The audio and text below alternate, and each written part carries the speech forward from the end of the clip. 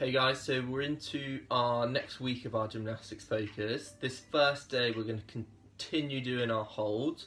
We're going to progress them up with time, but what we're going to do is add some rest that equals the amount of time we're added, okay? So what we're going through now, 25 seconds on, 25 seconds off, 3 to 4 rounds through again. A few little tweaks on the movements that we've got, okay? So you've either got L sit or a tuck sit as movement number 1, okay? So if you can, you've got that full L sit using kind of handles. You can use dumbbells, books, anything that's nice and set. All we're looking for is that press into the floor and then raising those legs up, keeping the hips at 90 degrees. Scaling that, grab yourself a chair, work through 25 seconds up in this tuck sit hold instead, okay? Movement 1. Movement 2, you've got your wall handstand, so walking yourself up. From here, if we can, all the way up, nose and toes are here. Second option, halfway. Third option, again, use your chair or a box, walk yourself up, and you can hold in that. So that is your second movement that we've got there, okay? Third one we're going to continue this one every week because it's quite a good one to progress. You've got your bottom press up hold, so that is focusing on the elbows staying in, hollow staying set, holding nice and solid, a couple inches off the floor.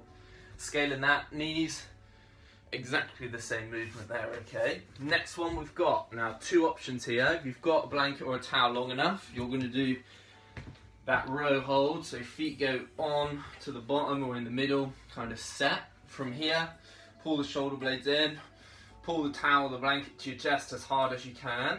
Ideally, you'd have a towel that doesn't flex like my one, but this one's fine as well. If you find that point that is really going to challenge you, that's what I want you to look for, okay? Next option, you're going to go reverse push-up hold on the elbows. So you're going to set yourself down. From here, I want you to put your elbows out to the side on the floor like this, okay? It's quite hard for you to see, but here, from this point, push your elbows into the ground, pull your shoulders up. So notice how it's not a very big movement, but I want you to hold that top point and squeeze as hard as you can, and you're still going to get into the back there. So it's 25 seconds on, 25 seconds off.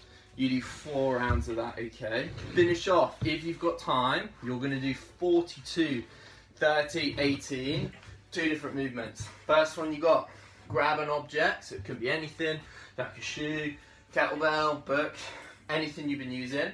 You're going to go leg lifts over, so 1, 2, until you've done 42. Then bring the legs up.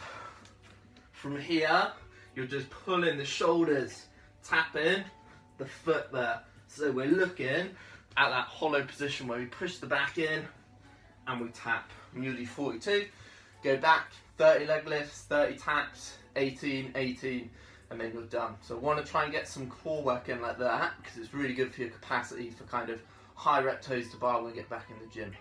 Good luck.